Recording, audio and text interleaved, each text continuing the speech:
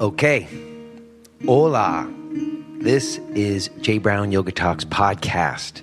My name is Jay Brown, coming to you from Rio de Janeiro, Brazil. How about that? And not only am I coming to you from Rio de Janeiro, Brazil, I am coming to you from the Copacabana. And I'm betting a bunch of you just now, when you heard me say that word, Copacabana, thought of Barry Manilow. Come on, I can't be the only one. At the Copacabana. Well, you know what? In my mind, I always thought the Copacabana was a hotel that you stay at. For some reason, in the song, it made me think that. But actually, it's a neighborhood in Rio, and I'm staying in the neighborhood of Copacabana. And it's pretty awesome, I gotta say.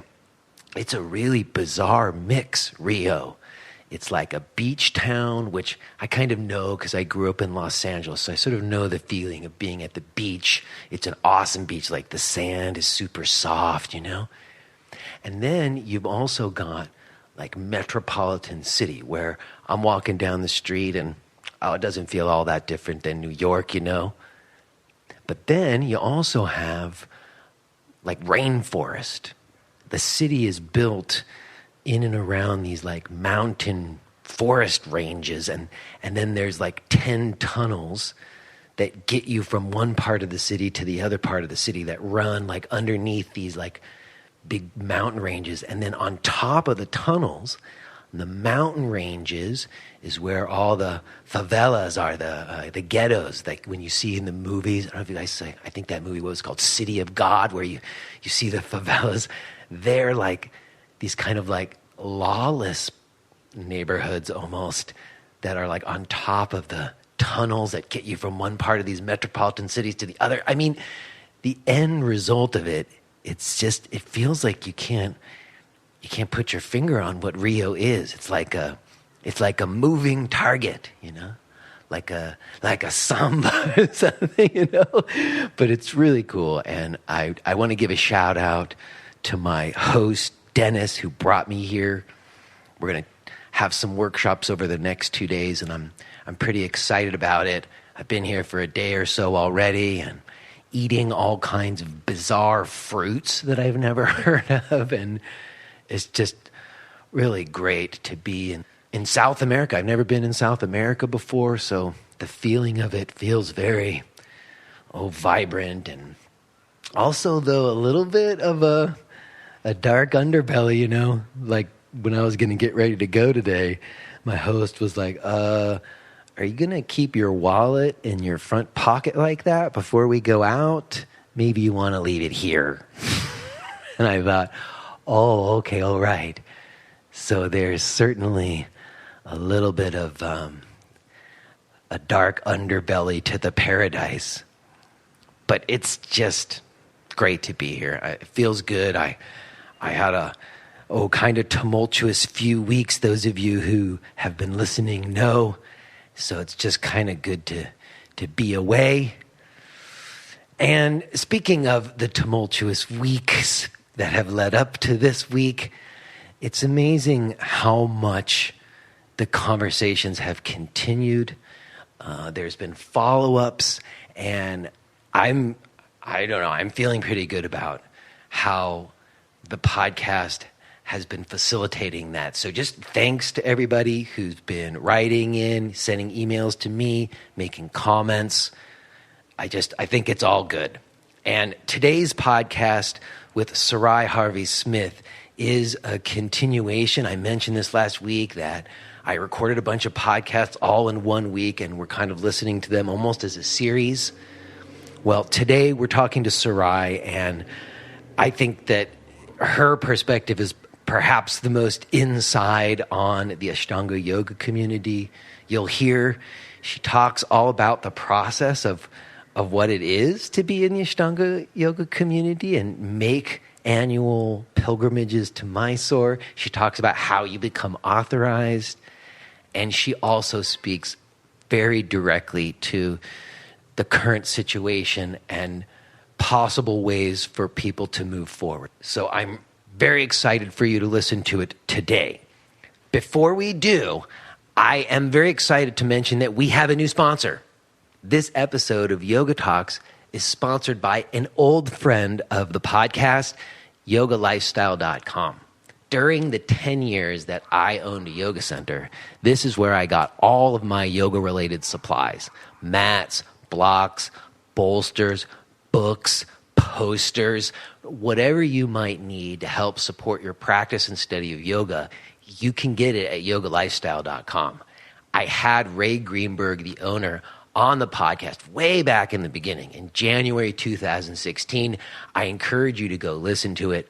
One of the things we talked about was why I chose to buy from yogalifestyle.com, which is because it's independently owned. You deal directly with Ray, who is a real yogi himself, and you get the kind of service that Amazon has destroyed.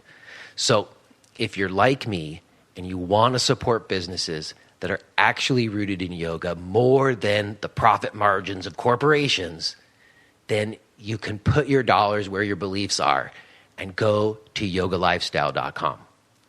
This episode of Yoga Talks podcast is also sponsored by our good friend Karmasoft. If you're not familiar with Karmasoft, you haven't been listening of late. I've been talking about them for years, and they've been sponsoring the podcast for a couple months now. It's a complete online yoga studio management solution.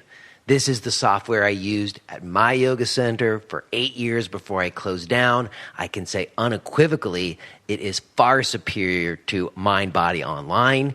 If you or anyone you know is a yoga, Pilates, or fitness center owner, manager, or teacher, the work of scheduling and class payments and accounting can all be made far easier and more efficient by using Karmasoft. I also had the owner of Karmasoft on the podcast, Rudy Senecal. He was on back in October 2017. We talked all about how he runs his business and why I chose to work with him too. I cannot recommend it enough. Check it out at karmasoftonline.com. And the fact that Rudy from Karmasoft and Ray from yogalifestyle.com are sponsoring this podcast, it just fills me with great joy. I'm happy to be supporting them. I'm so psyched that they're supporting this podcast. Please go to karmasoftonline.com and yogalifestyle.com. Let me also mention my stuff. I'm going to be back in East Hartford, Connecticut, June 3rd. I'm also going to be back in Montana at the Feathered Pipe Ranch, July 14th to 21st. You can find out about those dates and more, and you can listen to the archives of this podcast and read my blog and find my online yoga video offerings, including my live stream subscription with 24-hour access. All of that stuff can be found at jbrownyoga.com. If you're enjoying the podcast, perhaps you would show us some support.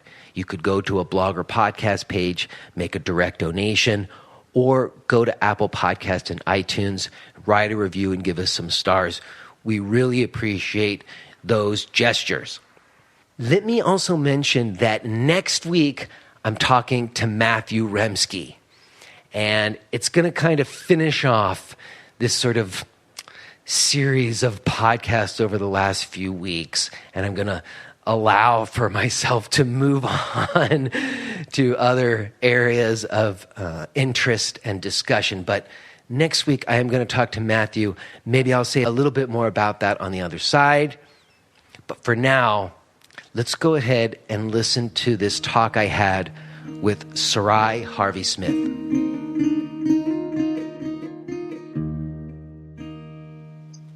Hello?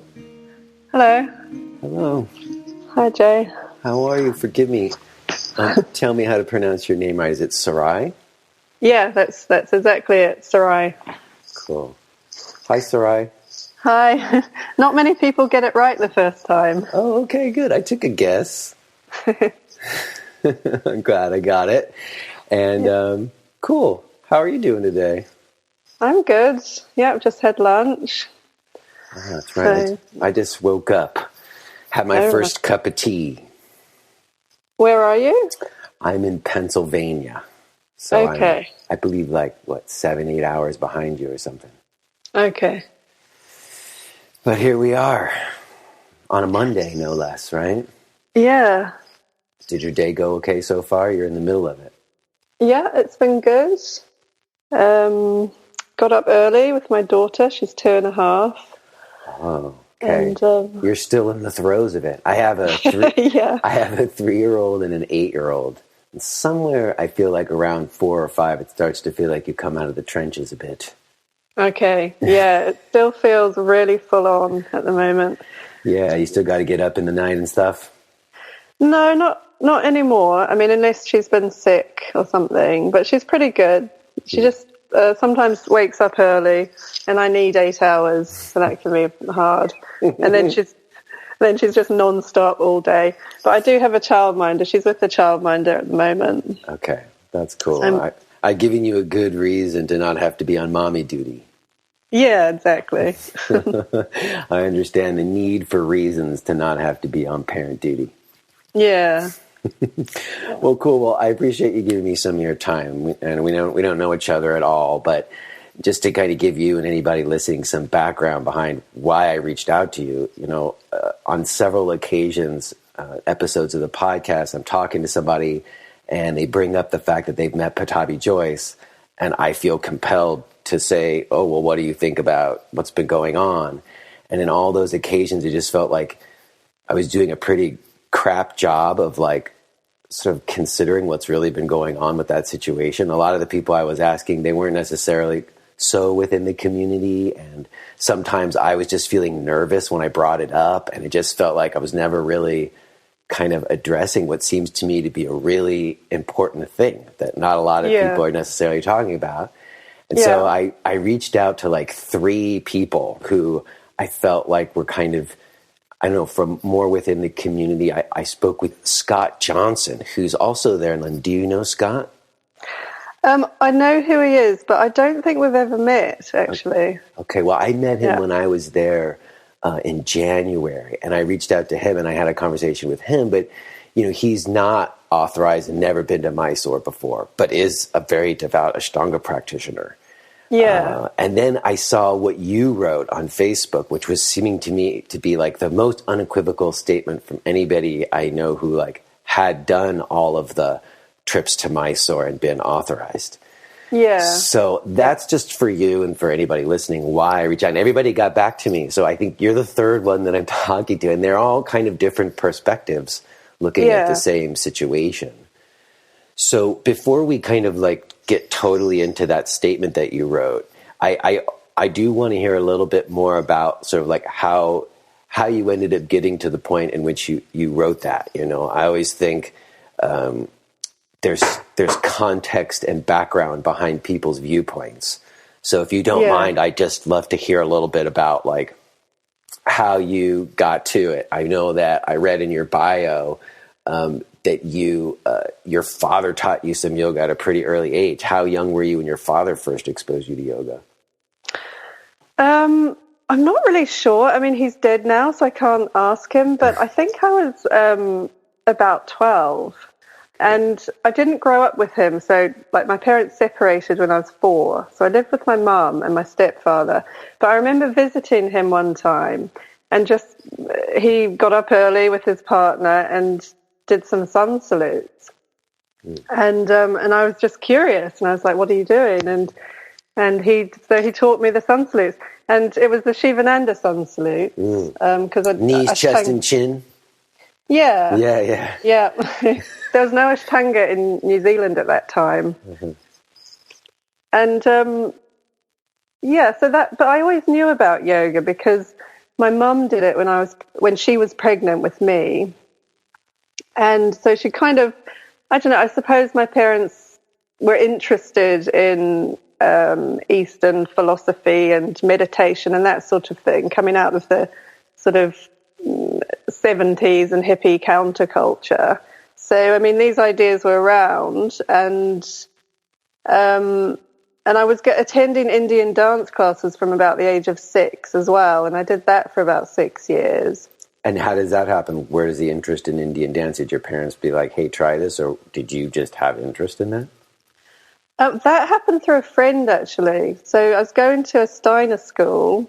I don't know if you know what that is, but it's sort of Yeah, I know all about it. I did all this research when I had kids and couldn't afford to send them to the Steiner school and felt weird about it, but I know a bit about that. I think it's pretty revolutionary ideas of education. Yeah, so I was going to a Steiner school, and a friend of mine, she was doing it. Her parents were really into India. They'd visited India, and they'd just come back really excited about the sort of the stories about Krishna and the Ramayana and that sort of thing. And so they were sending her to Indian dance, and she was my best friend at the time, and so I went with her and enjoyed it. Okay, so you did have some early plantings, because to me, I just never heard anything about yoga until I was like 17 or 18 maybe, you know? I never had any early exposure. But you said your parents were sort of like hippie types, so you had... Yeah. And then later, I must have been probably 15 or around that age, my mum started going to classes, Iyengar classes, and I went with her for a bit. So it was a kind of more sporadic. And then I remember on one family holiday, I found, like, my mum had this record, which was like a yoga class. On record, on vinyl, eh? On vinyl, yeah. That's seriously old school. Yeah, and I put it on, and I just got into it. I just, I didn't always feel like going out with my family. I must have been sort of just an adolescent, so just becoming a bit more interested in doing my own thing. And so I just started practicing along to this record. But nothing was really consistent until I was about 20, I think. Okay. 2021, when I moved to London. All right. Did you move to work or to go to school, or what was your move to London about?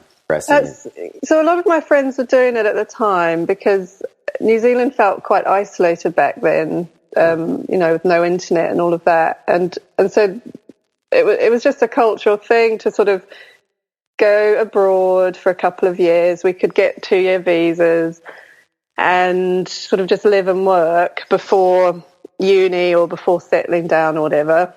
And actually I had a 4-year visa through my grandfather. So I came over, and after the 4 years you could apply for residency. And I don't know, I just kind of stayed. I met someone and had a relationship for 6 years, so that kind of kept me here. And then, life just sort of happened. I've been here over 20 years now. Mm-hmm. You made your home there. Yeah. All right, so when do you start taking classes in London, and where? The late 90s, I think, and I was living in East London, and there was a yoga school there called Yoga Home.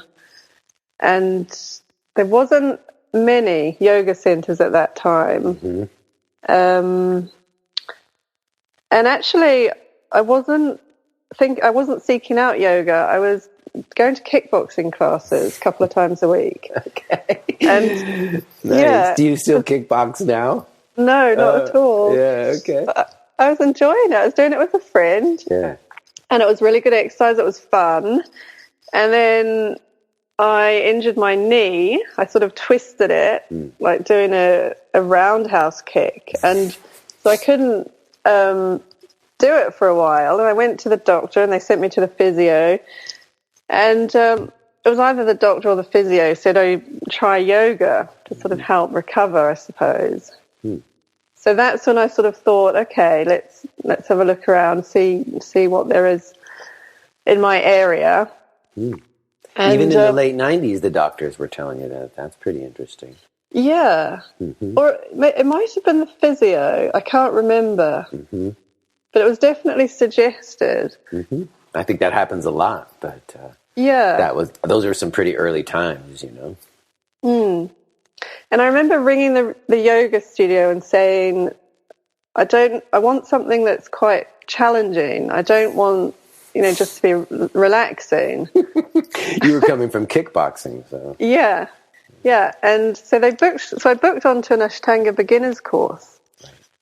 Which makes sense. That's where they would have pointed you. And I've talked about that on the podcast, that Ashtanga was, when Ashtanga hit the scene, because it was more like aerobic and you sweated and it was like hard. The gyms really gravitated, or people who wanted more of like a high intensity physicality really gravitated towards that. I did, that's what I wanted to. Yeah. Same. Yeah. But it was an interesting beginner's course though, because it was like a Mysore class. Like the teacher in the first class, the only thing we did was the sun salutes. And he made us memorize them, and then he just made us repeat them like loads of times. See, that is old school. You didn't do like all primary series led on the first day. No. Yeah. And I remember like doing all these sun salutes and being quite surprised I was sweating. And then we did a really long shavasana. It was like 20 minutes or something, maybe a bit longer. It was. And I just remember a really deep rest, I bet. Yeah, it was brilliant. But then it sort of set me up for practicing at home because I'd memorized it then. Which is the whole idea, self-practice, right? Yeah.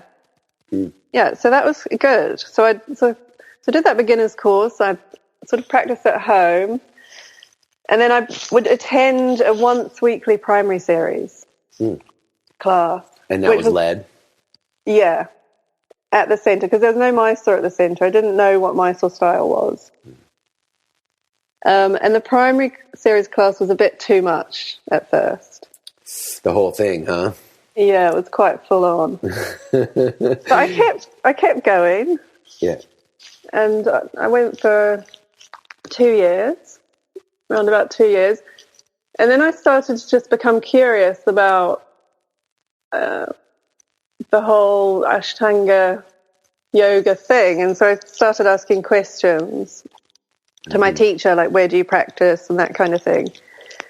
And she said, you must go and see John Scott, who had moved to Cornwall. And she also said, I practice at Hamish's.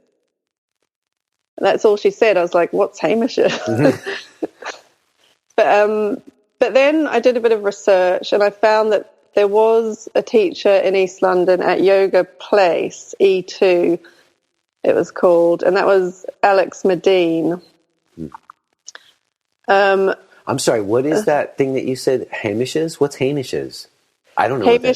Hamish Hendry. Okay, sorry, yeah. I mean, I've heard of John Scott because I think that's who Scott studied with. That's his teacher. So who's Hamish? I don't know who that is. Yeah, sorry. So everyone, if you do Ashtanga in London, you know who that is because he's the only certified teacher in London at the moment, as far as I know. And his name is Hamish? Hamish Hendry, yeah. Okay, and he's like the official Ashtanga guy in London? Yeah, well, he is. I mean, a lot of teachers go to him. A lot of teachers come up through his school because the Mysore program is really long, and so there's a lot of assisting slots available. You know, that he trains up a lot of teachers. I see. So it's a place in London where you can actually get trained without having to go to India. Yeah. You can learn how to do the hands-on assist sort of adjustments. Yeah, and he can teach third. So if you're quite, if you want to progress. I see. If you're a third series person, you got to go to him. Yeah. Gotcha. Okay, but you didn't go to him. You went to this other person. You said Medine. What was the name of the person? Alex Medine. So he was also, he's certified now. I can't remember if he was then. I think he might have just become certified.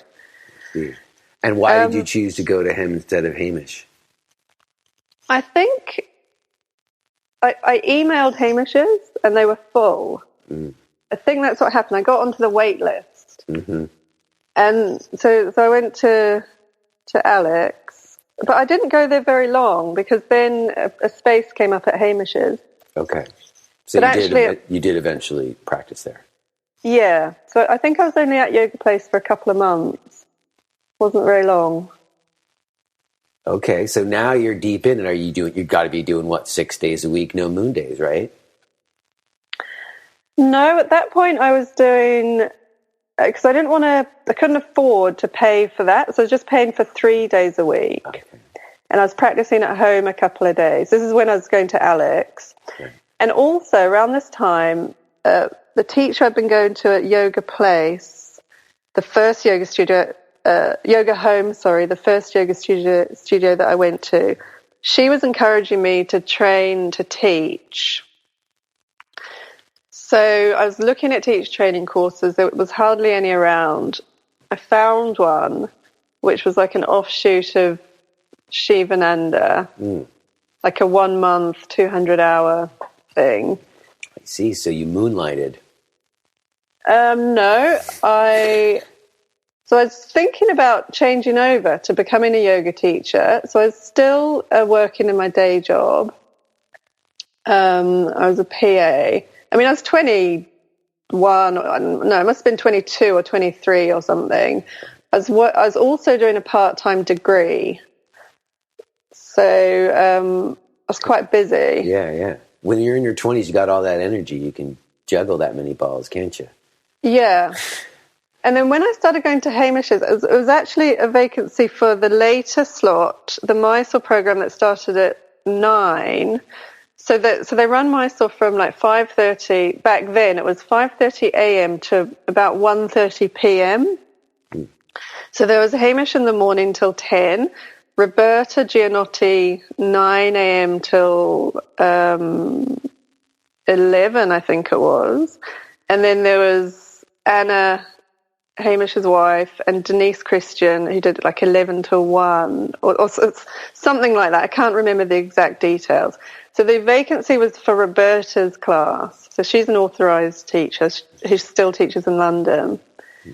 And it was around the time that I just decided to leave my job and sort of start teaching yoga. So I must have just done the teacher training. And I could attend that 9 a.m. practice time because I just left my job. So you had completed your teacher training at the Shivananda-esque one before you got that slot? Yeah. Okay. I think so. I think they kind of coincided, like I just got back and I could do the 9 a.m. practice slot because I just started teaching. And when I got back to London after the teacher training, I just got work. I don't know how it... God, it's so long ago.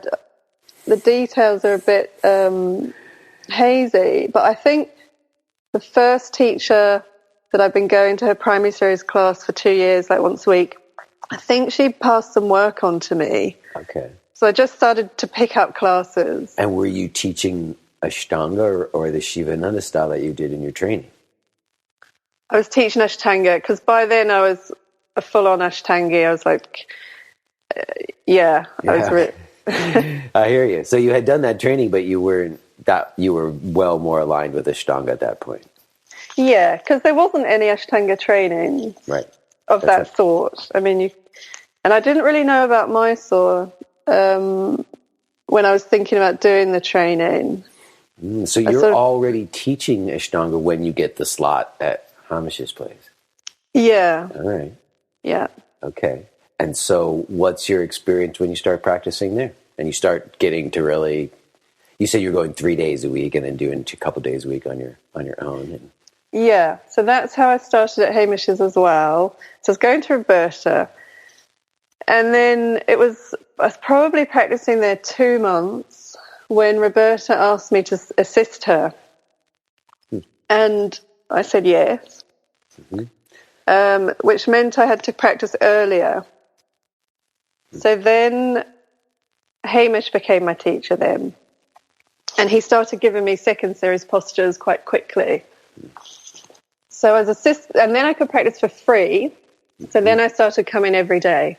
Right. Yeah. And so talk to me about like what the practice was doing for you. Anybody who gets that into practice and goes that regular and like commits like that, there's reasons. So what? Yeah.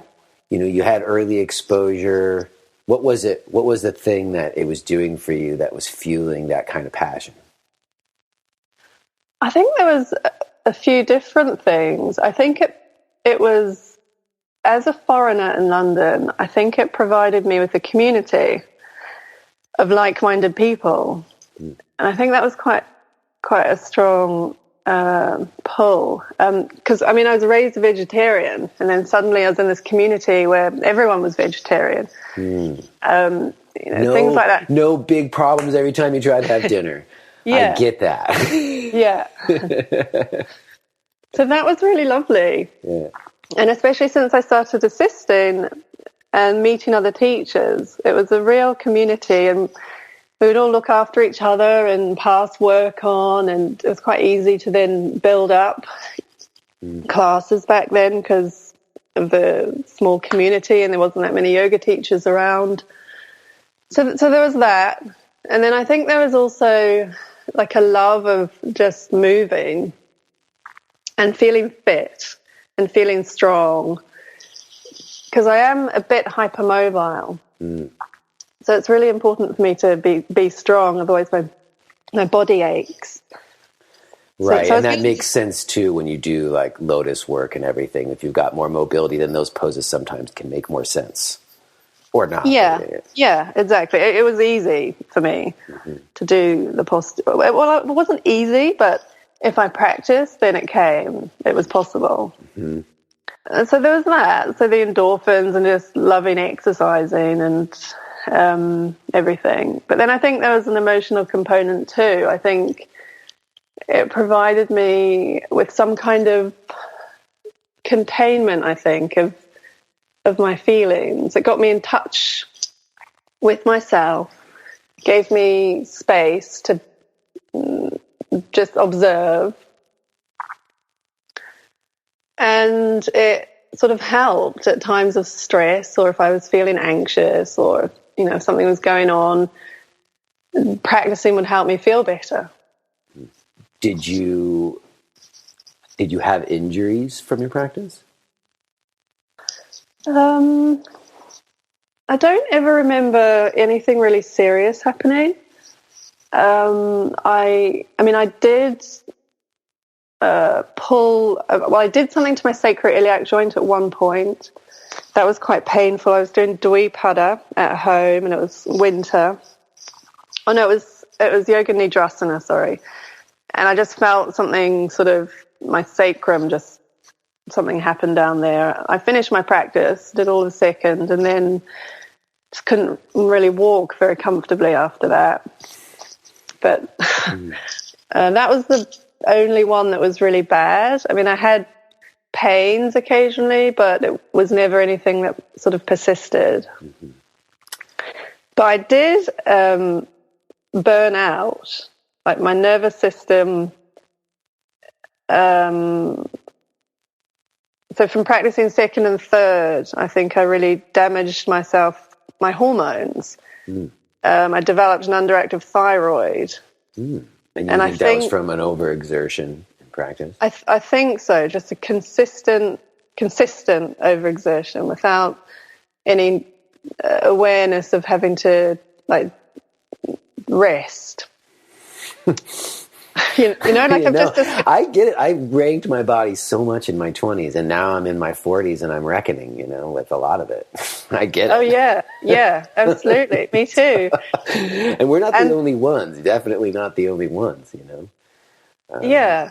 So I think, so I loved it for a long time, and then I got I had this thyroid problem, and so it's kind of, everything's changed since then, really, and how I practice and think about it. Before we get to that, when did you, I know you took trips to India, so when did you start doing that? So I'd been assisting for a couple of months, and I started to sort of hear people talking about Guruji and Mysore. And this is how they do it in Mysore. This is what Guruji says. And so I started assisting in about November, because the teacher training was in September. And I started assisting around November. And then I was a student, so I knew I had a summer break coming up, July and August, I'd be off. And I just I was just so into the practice. I wanted to go to the best. So I just started thinking about Mysore. That seemed to be where all the teachers went. That's the source. Yeah. I know. I've been writing about this where, like, I didn't have a guru, but like the teachers I studied with were all making these trips to India and had gurus or something, and we're sort of like the generation once removed from that. But you made the trip. You went. Yeah. I went 8 times, and then I went a 9th time for Pattabhi Jois's funeral. So tell me about the first trip first. I want to hear about the first time you ever go there. So I was I was 25, I think. And so it was 2003. Yeah, because I started teaching in 2002. So it was quite soon after I started teaching, I thought, okay, I'm going to go to Mysore. 2003, I just booked it. I don't know, I was just young. I didn't really think about it. I just thought, yeah, I'm just going to go. I saved up. And didn't really think about the fact that I was going to go on my own.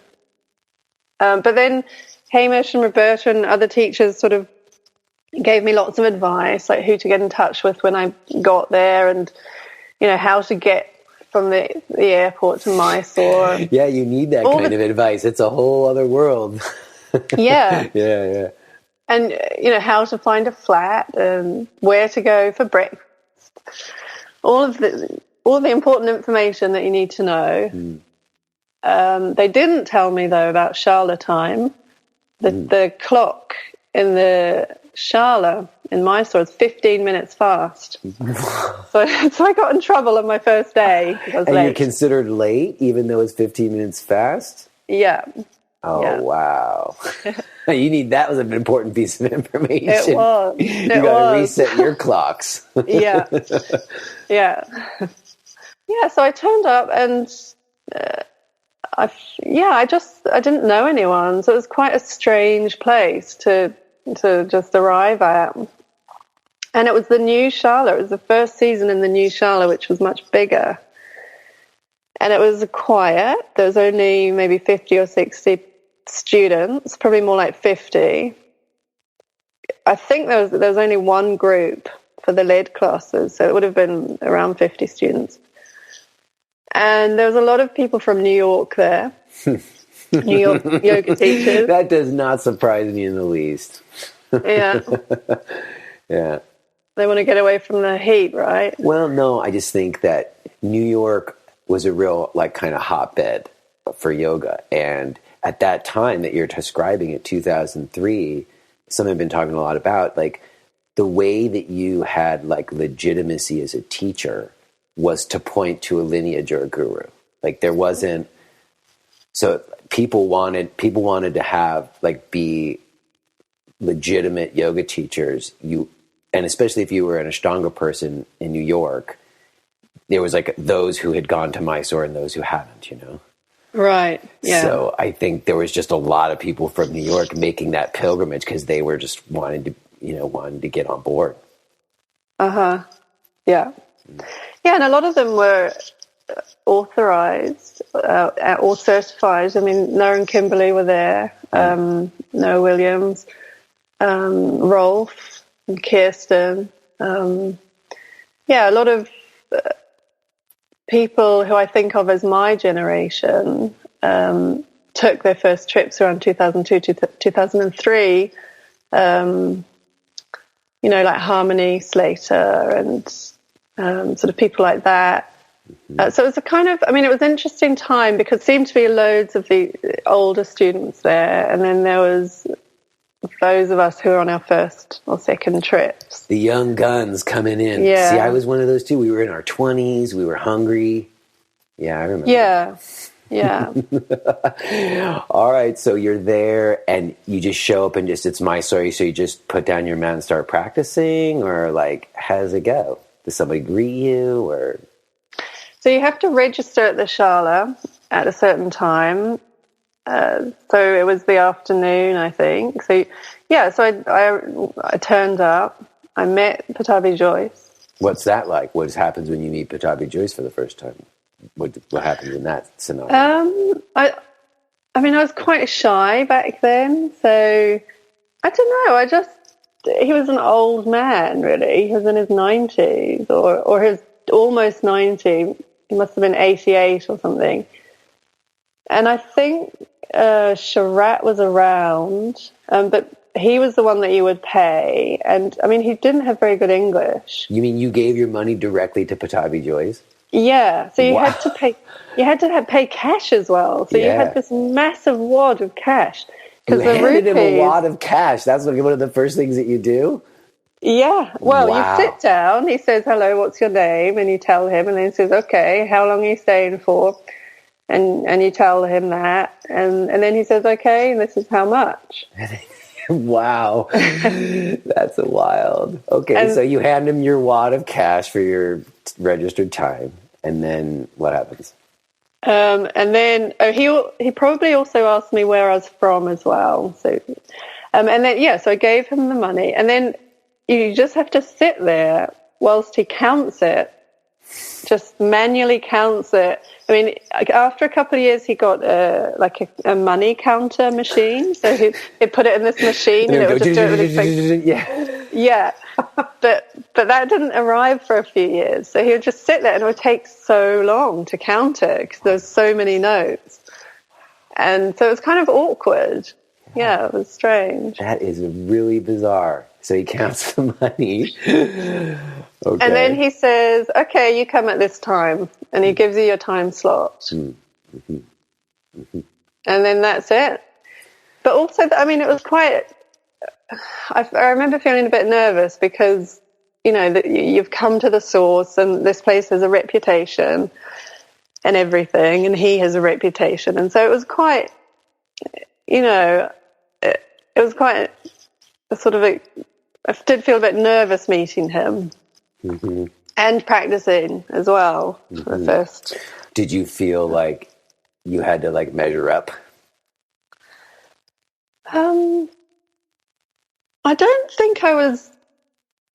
I don't remember thinking that consciously. I mean, I probably did feel that on some level. Yeah, but I mean, I was quite proficient in the primary series. I've been told how it works. So you turn up, you only do primary, and you just wait. Yeah. And if they decide to give you postures, then that's great. And if they don't, then you have to just be happy with that. Right. So I knew that that's what I was doing. So I just, did my primary series practice. Someone backbended me. So the only help I would get was backbending because I could do everything. Okay. And who was doing that? So was that Sharat or was there somebody else assisting? So it was usually Sharat or Saraswati. Okay. And then towards the end of my trip, Pattabhi Jois would come and help me sometimes with my back bends. I see. So it was always back bending. They didn't give you other poses from second series or anything? I got the first pose from second on my last week. So I got Pashasana. So that was quite exciting because if you've been given the first pose from second, it's like the seal of approval on your primary series. I see. And who gives that to you? That was Sharat. So it was always Sharat that was teaching me. Mm-hmm. Because by this point, Pattabhi Jois he was old. He would, I did notice in the room, he would be teaching some people, but I think perhaps that was, well, I don't know, I'm just guessing, but perhaps it was people he knew from previous trips. Mm-hmm. But generally it was Sharat, for new people coming in. Right. So then that was a successful trip for you, that first one, then, because you got the stamp on your primary. Yeah. Right. Yeah. And I met some friends. I made some friends. I met all the Kiwis who were there. Right. You gravitate to your fellow countrymen when you're there. I did that too. Anybody who's Westerner, when you're walking around, you speak English too, right? Yeah. All right. So, okay. So, but then you made many other trips after that, right? Yeah. And so what was after that first trip though, like what was your takeaway? It clearly spurred you to make many more trips and become a very devout Ashtanga practitioner. So once again, I'm always curious, like, as weird as it was after Pattabhi counting your money and stuff, you did get the stamp, and that did fuel you to continue further, yeah? Yeah, I mean, that's a good question. And I think it was just really lovely I think the community is a massive part of it.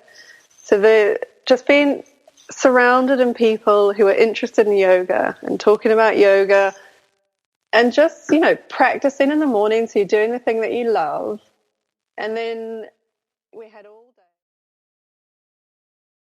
If you are hearing this message, then you're listening to the free version of J. Brown Yoga Talks. To hear the rest of our conversation, please subscribe to Podcast Premium at jbrownyoga.com/premium.